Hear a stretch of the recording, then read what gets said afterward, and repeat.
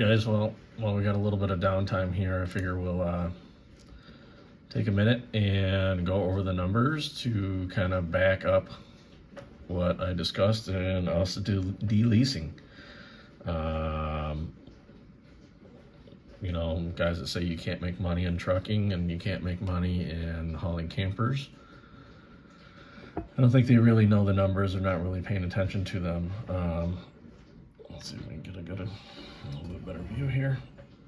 So what this is this is a profit and loss sheet. So up above here I have all these expenses broken down into payments and stuff like that. So then this number here is going to come over into your fixed expenses. These are all going to vary depending on your situation and stuff, so we're not going to worry about that right now. Settle down there. Geez, that thing's just going crazy. So what we're going to look at is here. So those fixed expenses from up above are going to come in right here. So as you can see, I had a rotating fixed expense of $4,700 a month. So for these months, you know, January up to July of this year, we had 4,700. The extra 100 where it's 4,800 down here, that's those months that we had that trailer, that flatbed. I had to pay $100 for parking. So that gets added on to that as well. Gross is obviously what you got paid each month to, that's before expenses, to haul those loads for each month. Your variable expenses are going to be repairs, fuel expenses, and anything that comes up along the way. Majority of them are fuel and repairs. And then we have this total, and this is just so I can calculate this, and this is your profit and loss margin, right? This is something you would take to a loan officer to show that, okay, look at, I'm continually bringing in consistent value every month. I'm having a profit. So let's go over this. So January we had $12,900 for a gross and $8,200 in variable expenses. So your variable is added to your fix. So that's 8, 9, 10, 12, 9, about $13,000. So we were negative $31.67 that month. So we show like a negative, it's a negative 0.24, not even a negative, just barely, almost just broke even January. But as we go down, you can see, so over here, we're continuing 12, and right in here, March and April is when that fuel took a huge hike. Fuel started to go crazy high, and that's what determines these. So for these 2 months, the outbound pay was when they paid up. Change my amount here. That was when they paid, or they bumped the rates up for your outbound freight. And this is still single poles. We were doing single poles. We didn't get into the trailer until July, which would have been down here. And this is reflecting, you can see the difference in that, right? So single poles at the beginning of the year, we had January was a little slow, which is winter, and we're starting to come thaw out. We're hitting 23-24% profit. 1 month we had a pretty good digger, but we had high fuel, which is, look at that, $11,000 in fuel compared to $4,000. So they were just starting to ramp that outbound pay up, and then our fuel was just through the roof. So that's a mixture of that, which is kind of why this is evening out once we get into the next month. So yes, another $17,000 for outbound, but our variable expenses went down because fuel started to come down and they started to cover more of that fuel cost. That helped. So that put us back up into the 20%, 27% profit. But then, as we get farther down, what month is this? This is June. So this is June when we're getting ready. We're looking at going into flatbed, and campers are slowing down pretty hard. Fuel's still pretty high, and we made the jump because reading the writing on the wall. I imagine these numbers here would not have continued down through here as slow as the campers are now. So let's jump into, we got the flatbed right here. First month, we have a 0.72 profit, almost broke even, just a little bit above. Not bad. If you remember some of the original videos there, we're kind of harping about how, we had like 1 or 2 loads and loads got cut off and loads started slowing down. That was when we started hitting a real big slowdown for the campers. So we hit that slowdown, and then we started getting into these 4-packs. So here we are for, this is August and September. August and September are right on target for what I'm finding out is your basic trucking companies are running about 6%. So we're just a little bit below, but we're still making profit. Bills are getting paid. We're good.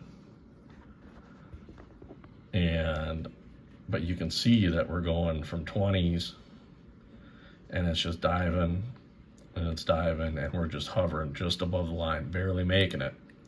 We're making it, but we're not making it to what we were making it up here. Then we get into October. I just did October's. We still got a week left, and this last week I'm going to have a load in the Peterbilt probably on that. It's going to be a short run because it's a screwed up week. I got to be back for the holiday for the kids. We're picking the truck up on Monday. It's going to be a short run, but that's going to bump this up a little bit. But you can see the income that we're talking about. $5,000 for 3 weeks. It's not enough. For me to be getting emails saying that, I don't have anything available. Well, why? And then look at this. Our fixed expenses are not going to go down. Our fuel's going to go down because we're not running as much. So that's going to stay low.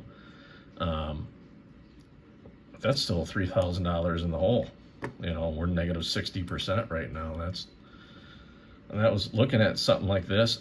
If you can kind of just plug these numbers in real quick. Excuse me. And it's going to give you a trend for the whole year. So when these guys say you can't make money in RV camp or RV hauling, or in trucking even in general, most of the time these guys don't even know these numbers. They don't know where they're sitting. And a lot of these are derived, I derive them off these. So each month we have week 1, 2, 3, 4, 5. Put our outbound miles, our outbound pay, any reloads, that totals up. Fuel cost, I haven't been putting anything in maintenance funds. I've been just dishing it out as it goes, and we're sitting pretty good right now. Tolls and fees and stuff like that. So as you get into these months, this is so that I take this 5,000 and that 3,000, which you see right there and right there, and then that's your fixed. And then it just breaks down, and then boom. You can do that halfway through the month and see where you're sitting. And if you're sitting pretty good, you're fine. If you're sitting way in the hole, like on this month, there's going to be trouble. That means November, we're going to have to fight kicker and gear. Especially, so we got the truck payment now and all the other stuff adding to this this fixed expense, truck payment, insurance, plates, all that stuff. And our fuel's going to go way up too for that. So I plugged it in a whole year. So right now I'd be looking at 134. If I didn't work the rest of the year, I made 134,000 this year. And October ain't helping much at all. You know, so we're at 66,000. So if we go into, I did 2023, set that one up. If we go to the bottom, my fixed expenses for next year are estimated, 112.8. So I need to make that. That's my nut I need to make next year to break even. And that's not, your variable expenses are coming out of your gross. This is going to be here no matter what. Your fixed expense. That's your mortgage, your rent, all kinds of stuff. That needs to be made next year. So hopefully we're going to be making a lot more money.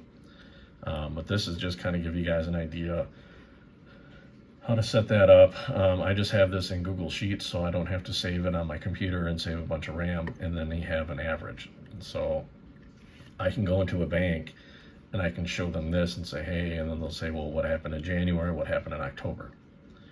And they'll say, okay, you're gonna have some fluctuations, but that shows that you are successful all these months in turning a profit in your business, instead of just saying, I'm making a killing, or there's no money in it, and then having a zero to back it up. So something you guys might want to look into doing if you're not doing it already. It helps big time at the end of the year, especially with stuff like this. I keep my mileage tracked. You know what your expenses are. You can just go right down month by month. It all adds up. You write in here, you know exactly what you made for the year, you know what your expenses are for the year, and if you're going to itemize them, then you can go into your receipts and break all that down. But just wanted to touch base on that quick. And if you have any questions, let me know. Otherwise, today is Sunday. Let me flip her around. Well, like I was saying, today's Sunday. We are going to be going to bed early. We'll get up early in the morning. It's only like 3-hour drive up to that yard where the truck is and stuff. And we got to do our lease on paperwork there. And we'll get some video of that and go around the truck and maybe do a tour of the truck. And it's going to be a new experience for me. I've never owned my own semi. Most of the trucks I've ever drove before, they usually all had cats in them. And if you know anything about semis, those are not available anymore. So it'll be a tour and new for both of us. So we'll go over all that and get a look at the freight that they got outbound. It's pretty easy stuff. But if you have any questions, let me know. Watching some of the YouTube videos, I see some guys shooting videos that they're getting into the flatbed right now, and that's hopefully it picks up for them. I'm wishing them the best of luck, but as you can see through the numbers, it wasn't working out for me. And I live pretty close to the yards, and things are just too slow, and expenses are too high for me. Everybody's different. If you got a separate set of income coming in, if you're retired, that'd be gravy. That's a bunch of extra money for you. You don't even have to run that hard. But I do this is my full-time gig. This is what I do. This is all I do. So if you have any, like I said before, if you have any questions, let me know. But do track your profits and your losses, and you will have defined evidence of how things are working, whether you need to make changes or anything coming up. It's going to put you in a lot easier state of mind, takes a lot of stress off, because a lot of times you sit there and you worry and you start thinking about all the bills and all the money and where's it all going to come from and what do I got to do. This sets it right in stone for you, and super easy at the end of the year. There's no questions. So like I said, we'll touch base with you tomorrow, and we'll get a look at the new rig and the new setup, and start a new adventure together. Catch you then.